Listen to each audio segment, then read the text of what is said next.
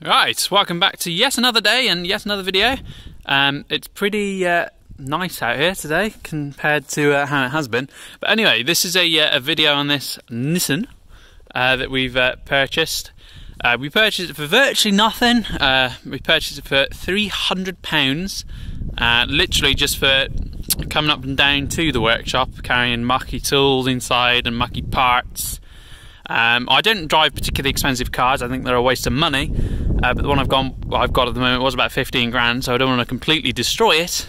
So yeah, we've got this to run up and down in. It's got a few problems.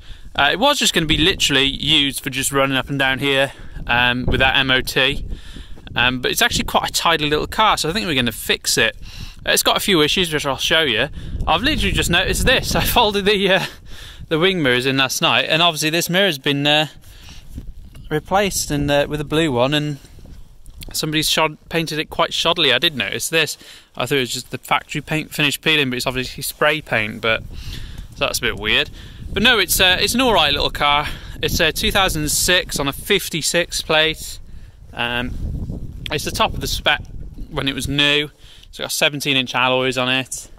Let's open her up if I can find the key. Here it is. Nissan. So yeah, it's got leather in there, electric seats, climate control, it's got a sat nav in there, cruise control, heated seats and all that sort of stuff.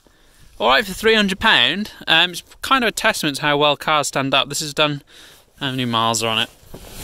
Let's have a look now. It's done 164,705 miles.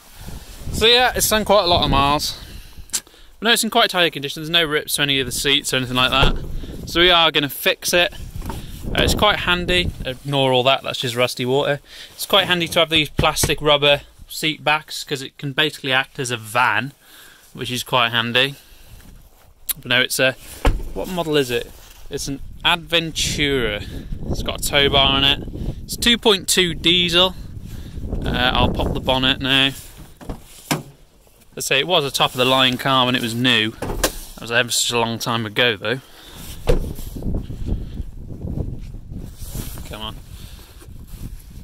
If we can find the release. There's the release. So there it is. 2.2 Nissan diesel common rail. It's an alright engine. It's got about 130 horsepower.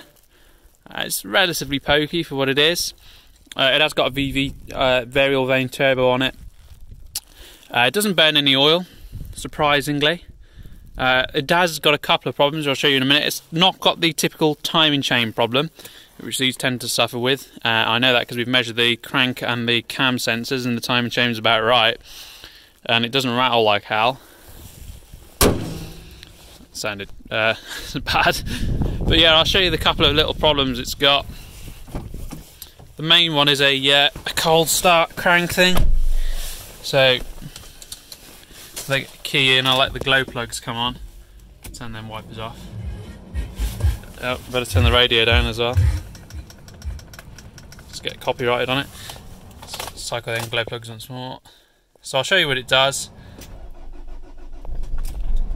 It'll start up and then it'll just die instantly. So it's got some sort of weird cold start idle thing. If I start it up with a bit of throttle, I'll take a couple of goes now and let it die. Come on. There we go. If I just hold it, you know, above sort of 1500, it's fine. It's something like this for about a mile, then it recovers and it just idles about 900 RPM like it should. So I'm not too worried. I think it's a suction control valve, which I'll do myself, but it sounds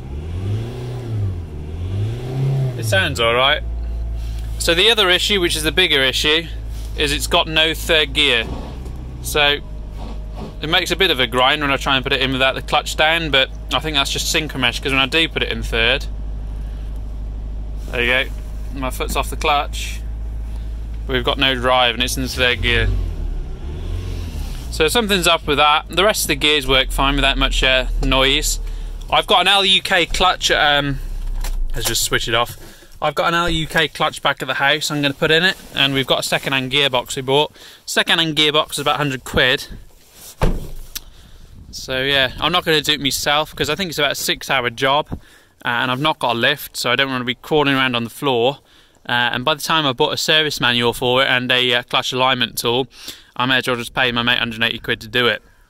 So yeah, I think we are going to fix it, as I say. There's nothing wrong with it other than them 2 issues. There's no planing any of the joints or anything. I don't know if we're going to sell it afterwards, or we're literally just going to keep it for running up and down here. If we do sell it, we'll need something else for running up and down here, so I'm not so sure. But yeah, just a quick little video just to show you it.